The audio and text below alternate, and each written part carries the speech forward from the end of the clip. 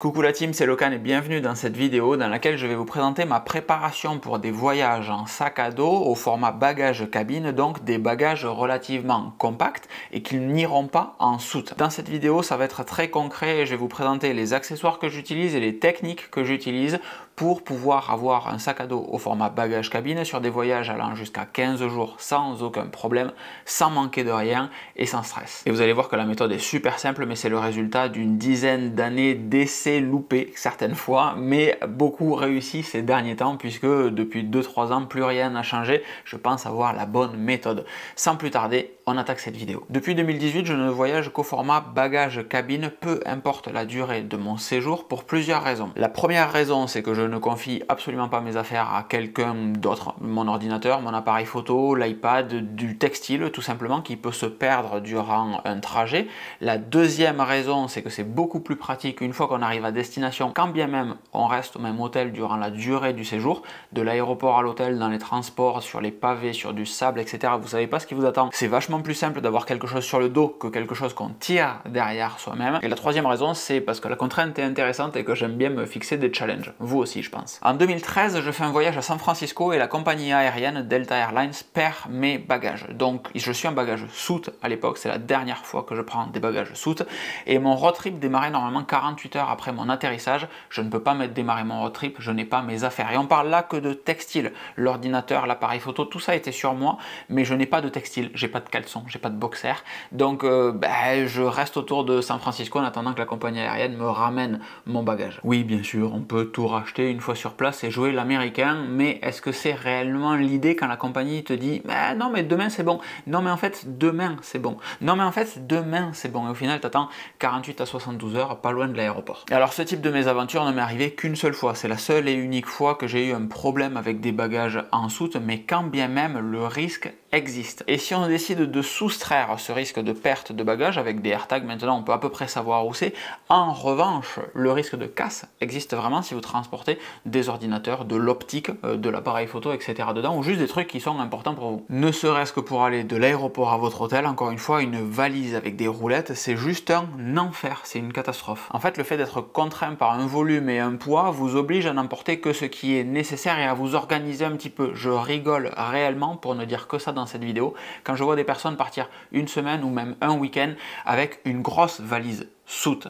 Il y a quelque chose qui ne va pas en fait avec ces gens-là. Ce qui nous amène donc à cette vidéo, puisque dernièrement, pour partir à Los Angeles, j'avais mon bagage cabine et il me restait de la place dedans qui m'a permis de ramener des petits trucs un petit peu sympas comme ce t-shirt de UCLA, des pulls de UCLA et d'autres accessoires divers et variés qui ne vous intéressent pas tant que ça. Pour la suite de cette vidéo, pour que je puisse vous montrer réellement comment je prépare mon bagage cabine, mon sac à dos, il va falloir que je vous amène dans la chambre. Et là, le plan il va être un petit peu compliqué, vous ne m'en voudrez pas, mais on est obligé, parce que si je pose le sac sur la table, quand je vais le bouger dans tous les sens, ça va faire un bruit horrible et tout commence dans la chambre. Bon, quand je vous disais que ça allait être compliqué de faire cette vidéo dans la chambre, je m'attendais pas forcément à ça. Vous risquez de voir ou d'entendre passer un chat qui manifestement a envie de courir avec moi. Voilà à quoi ressemble le setup actuellement et la lumière du coup est concentrée comme vous le voyez vers le haut, donc la zone d'en bas ici elle va être potentiellement un petit peu sombre et surtout quand je vais vous montrer des trucs, vous verrez rapidement plus ma tête. Donc le truc qui est important pour un bagage cabine, c'est de respecter les dimensions d'un bagage cabine qui sont, parce que je ne les connais pas par cœur, de 55 cm par 35 par 25. Les compagnies low cost comme Ryanair ou EasyJet vont avoir des tailles inférieur à ça, c'est-à-dire qu'un bagage cabine normal pour une compagnie traditionnelle, l'immense majorité des compagnies, pour être franc avec vous, British Airways, Air France, etc., quand ils voient que vous avez un sac à dos, ils s'en foutent, ils ne considèrent pas que c'est un bagage cabine, ils laissent passer. Ryanair, EasyJet, pour la première fois de ma vie, la semaine dernière, je me suis fait contrôler par EasyJet et il a fallu que j'essaye de rentrer mon sac dans un gabarit. Heureusement, je partais que 2 jours, donc j'avais un tout petit sac à dos, mais qui est rentré avec pas mal de force quand même dans le gabarit. Donc faites attention aux dimensions. Le poids est normalement de 8 kg, mais là non plus, on ne m'a jamais demandé de peser un sac à dos. Jusqu'au jour où ça arrivera, on me demandera de peser un sac à dos. J'ai jamais vu de balance non plus, peut-être qu'elles sont cachées quelque part. Dans cette partie, je vais vous lister les différents avantages qui pour moi sont importants pour un sac à dos de voyage, bagage cabine, etc. Et on va crever le suspense de suite. J'utilise un sac de marque AC Project, un clamshell 38 litres. Ça ressemble à ceci. C'est un sac à dos de marque française dont j'ai déjà parlé maintes et maintes fois sur mon Instagram, sur la chaîne principale, sur locan.jp, vous avez tous les liens en description. C'est réellement mon sac à dos préféré, que ce soit pour de la petite randonnée à la journée ou à 2 jours, ou typiquement c'est le sac de voyage à la maison. Réellement, c'est français, c'est garanti à vie, c'est ultra durable. Le premier point qu'on veut, c'est avoir des bretelles qui soient confortables pour votre voyage. Si l'objectif c'est de pouvoir l'avoir avec vous durant votre séjour, il vaut mieux éviter que ça tranche vos épaules avec les bretelles ici quand vous le portez. La qualité des sangles et la qualité du dos, du coup, cette partie ici qui va être en mousse agréable, qui va servir à faire le rebond entre guillemets sur votre dos et apporter du confort, c'est super important. Vous pouvez aussi vouloir, comme vous le voyez sur celui-ci, une sangle qui va se mettre au niveau du bassin, au niveau des hanches, pour venir reprendre la majorité du poids. C'est-à-dire que quand le sac il est posé sur votre dos, le poids est pris par ces sangles sur votre bassin et vos épaules ne font en fait que empêcher le sac de basculer vers l'arrière. Ça c'est optionnel chez AIC, je le recommande fortement. En termes de fixation, c'est super simple ici, on a des Fitlock V-Buckle qui sont aimantés, c'est beaucoup trop sexy. On vient serrer ça relativement proche du corps, puisqu'encore une fois l'idée c'est que ça reprenne le poids, et en termes d'esthétique ça ressemble à ça. On a un sac qui est quand même très agréable, et on a ensuite la sangle pectorale ici, mais avec le micro ça risque d'être compliqué, qui va permettre d'éviter que les bretelles ne s'écartent.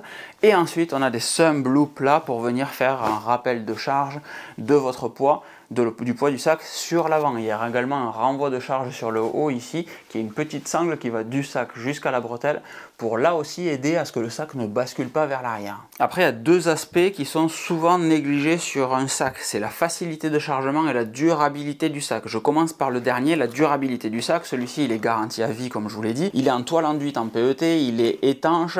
En bas on a de l'Hypalon qui est un tissu réellement indestructible. Je me rapproche un petit peu histoire que vous voyez à quoi ça ressemble. Et réellement ce type de truc, ça fait la différence. Ça fait que quand vous vous barrez en voyage, vous n'avez pas à vous prendre la tête de où est-ce que je pose mon sac, est-ce que c'est propre, est-ce que c'est sale, est-ce que ça va l'abîmer. Le sac est garanti à vie pour un usage normal, et ça fait partie de l'usage normal que de l'amener en voyage, donc pas d'inquiétude. Et ensuite le deuxième point, c'est la facilité d'ouverture et la facilité d'accès. Donc là moi j'ai un accessoire devant, ce petit filet là que je déclipse, et on a à nouveau les V-buckles là. Regardez comment ça se défait facilement. Clac, c'est prévu à la base, le fabricant, pour les gens qui ont des poussettes, pour les enfants qui sont toujours occupés, etc., qui veulent un truc facile. Et ben voilà, là on tire juste, évidemment le contre-exemple, on tire sur ceci, et ensuite c'est un clamshell, ce qui veut dire que le sac s'ouvre 2 tiers, 1 tiers. On a toujours un tiers qui est verrouillé en bas pour donner un petit peu de confort, puisqu'en fait c'est juste chiant si ça s'ouvre en entier. Donc on a un tiers qui est toujours fermé ici, et les 2 tiers qui peuvent s'ouvrir en grand, et qui vous donnent donc une bonne capacité de chargement pour venir stocker tout ce que vous auriez à stocker dans votre sac. Ça c'est pratique, ça peut être super utile. Moi je l'utilise peu comme ça. En réalité, j'ai plus tendance à l'ouvrir à 1 tiers ici en haut, et c'est très cool là d'avoir cette poche à l'envers qui va nous permettre de venir stocker des trucs dedans. Donc dans mon usage, puisque c'est l'objet de cette vidéo, je ne dépasse jamais ces sangles là, les V-buckles ici, ce qui me permet de ne jamais avoir à défaire le filet qu'il y a à l'extérieur. Mais qui peut le plus, peut le moins. Là vous avez un sac qui vous permet de tout faire. Decathlon fait des sacs de randonnée qui s'ouvrent également en entier comme ceci, sur lesquels vous allez pouvoir tout charger facilement. L'immense majorité en réalité des sacs de randonnée s'ouvrent en entier sur un modèle clamshell, justement pour être assez accessible. Peak Design fait aussi un travel backpack, mais qui lui s'ouvre par l'arrière, prévu pour de la photo. J'ai eu les sacs Peak Design, j'ai eu les sacs Decathlon en 30 plus 10, 50 plus 10, 70 plus 20, je crois que c'est un plus 20 le 70, et ben en fait c'est le meilleur sac que j'ai eu jusqu'à maintenant. C'est ce AIC que j'ai aucun mal à vous recommander. Donc si vous voulez l'acheter et passer sur le site de AIC, utilisez le code LOCAN15 qui vous file 15% de remise à l'achat de ce sac. Bon, maintenant qu'on a vu le sac, comment est-ce qu'on le remplit? Avec quoi? Qu'est-ce qu'on utilise? Et en réalité, c'est plus là que la magie opère. Le sac, c'est quand même cool d'avoir un bon produit, mais la manière de remplir et le choix de ce qu'on va mettre dedans, c'est là que se fait la différence. Parce que là, avec cette lumière qui fait peur, on a un sac à dos de 38 litres qu'il va falloir remplir pour pouvoir tenir 10 à 15 jours. En réalité, une semaine ou un week-end, comme vous voulez. Tout est transposable, mais le principe de base, c'est qu'il va falloir multiplier les usages. C'est-à-dire qu'on ne va pas prendre une chemise juste parce qu'on va aller un soir au restaurant, évidemment, sauf si on se met ça en extra sur le côté. Il y a toujours une base. Moi, je prends toujours un caleçon et une paire de chaussettes par jour passé sur site. Et ensuite, s'il me reste de la place ou si je ne sais pas trop si je vais faire du sport ou quoi, je rajoute un ou deux boxers, paires de chaussettes, histoire d'être tranquille. Ensuite, j'ai toujours un pantalon. Vous me voyez rarement de plein pied, mais en fait, j'ai un pantalon. Celui que je porte sur moi là, et j'ai 2-3 pantalons de backup, les fois où je lave ce pantalon, évidemment. Ensuite, je vais avoir en haut du textile qui va être prévu pour être technique, donc idéalement de la laine mérinos. Le game changer en voyage et même dans votre vie, c'est de la laine mérinos. Essayez dans la mesure du possible de l'acheter chez une marque qui fait attention à l'origine et à la provenance et à la fabrication de son textile. Je vous conseille très fortement Patagonia. C'est un chouille plus cher sur la laine mérinos, c'est pas si délirant que ça, mais vous êtes sûr d'avoir des produits qui sont déjà garantis à vie. Si les produits ne vous plaisent pas, Patagonia vous les échange. Si les produits s'abîment, etc., Patagonia vous les échange. C'est pas dans l'optique écolo de les ramener juste parce qu'il y a un petit fil tiré, etc. Mais c'est une garantie qui est importante. Et surtout, le produit est sourcé et Patagonia fait attention à ce que toute sa chaîne de fabrication soit respectueuse de l'environnement. Comme AC ici aussi, qui choisit que des matériaux qui soient le plus respectueux de l'environnement possible. Quand on fait de la toile enduite, évidemment, il y a du déchet, mais qui n'amène ses textiles et ses sacs en bateau plutôt que de prendre l'avion, etc., etc.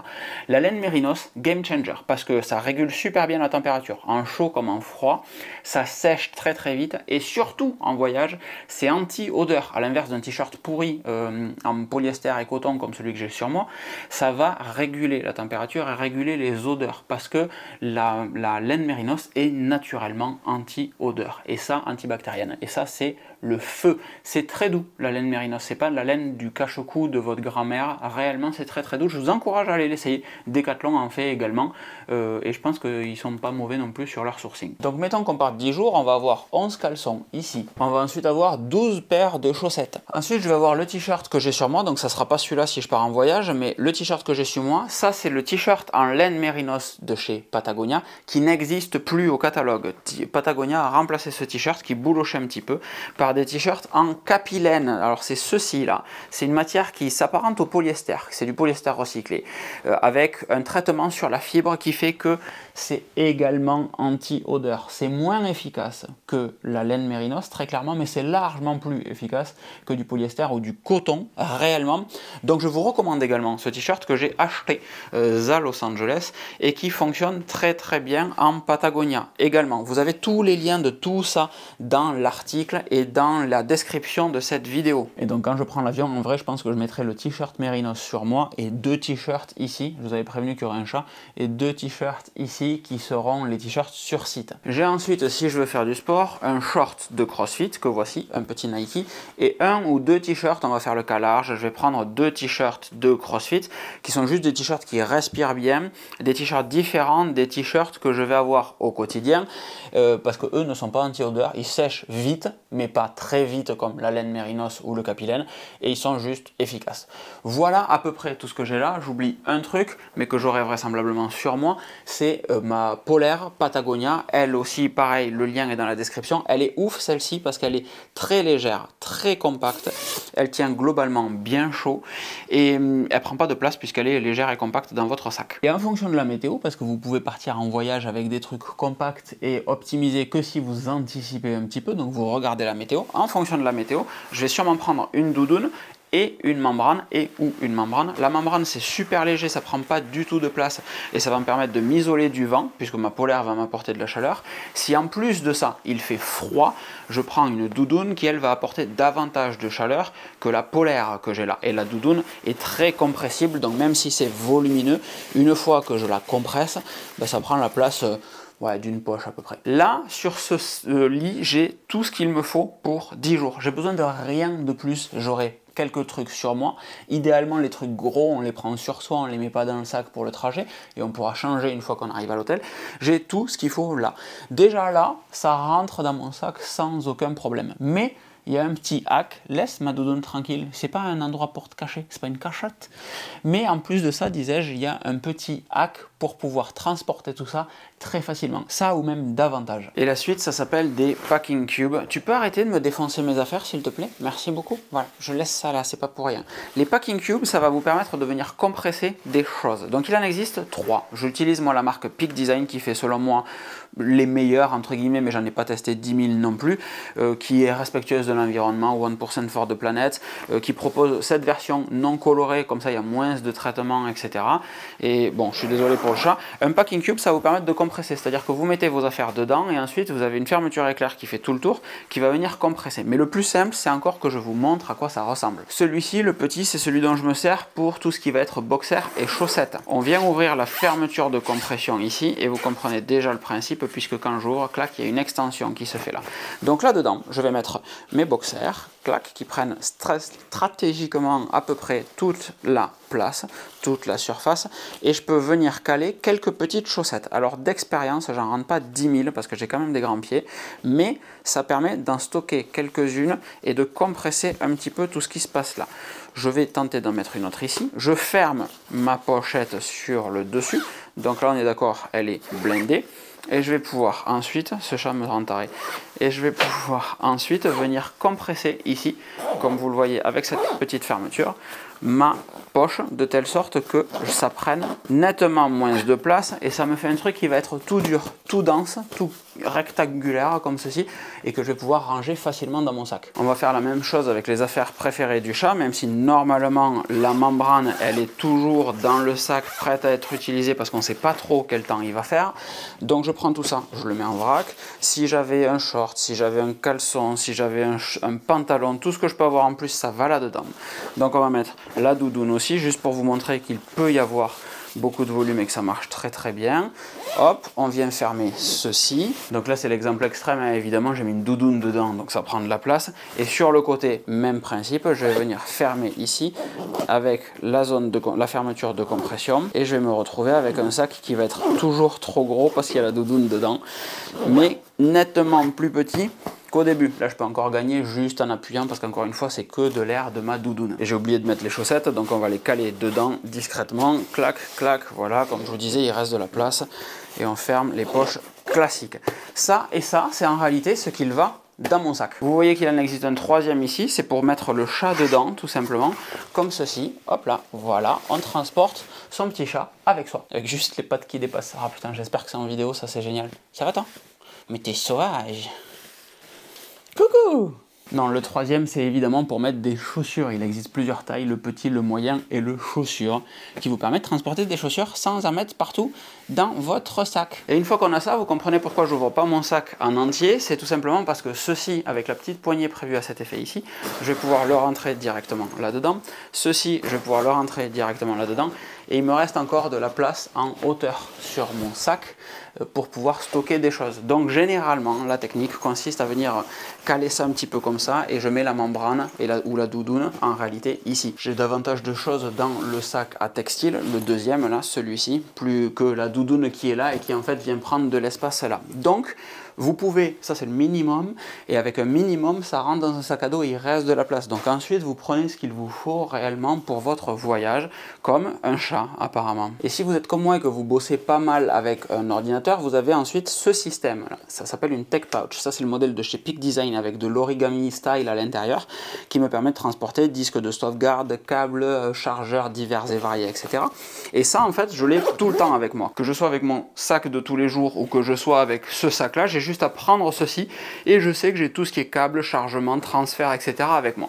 Donc quand je pars en voyage, en réalité, j'ai juste à préparer tout ceci et mettre ma Tech Pouch sur le dessus, comme ça. Et ainsi, quand je suis dans l'avion, j'ai juste à ouvrir ceci avec le sac qui est entre mes jambes et je peux récupérer ma Tech Pouch. Et vous voyez qu'on est très loin d'avoir chargé notre sac. Il reste encore de la place réellement, déjà sur toute la hauteur ici, plus la Tech Pouch là. Et sur ce sac là, on a la possibilité ici de venir rajouter un ordinateur. Donc moi, c'est là que va le MacBook Pro micro 16 pouces. Ça c'est la poche passeport, la poche carte grise, etc.